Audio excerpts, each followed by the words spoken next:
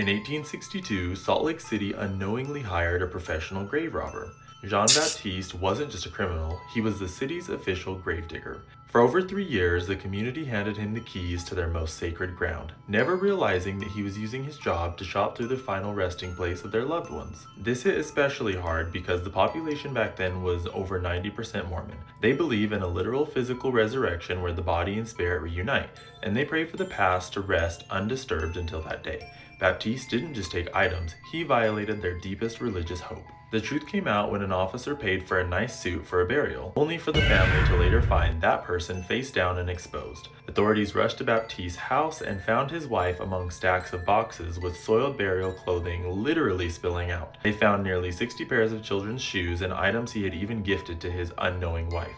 Officer Heath, whose own daughter had been laid to rest just months earlier, found Baptiste in the cemetery and nearly ended him on the spot. Baptiste dropped to his knees, begging for mercy as he confessed to targeting over 300 sites.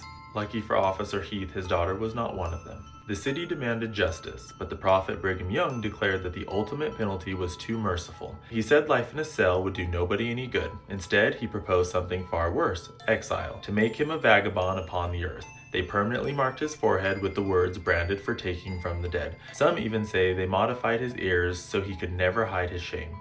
He was sent to Antelope Island and then moved further out to the remote Fremont Island. 6 weeks later, he was gone. He had torn apart his shack to build a raft and used a young cow to make leather for his escape. Jean-Baptiste vanished and was never seen again.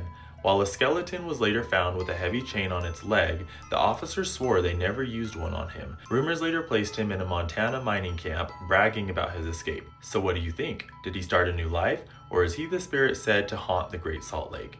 If you're a nosy neighbor too, make sure you hit the follow and stay nosy.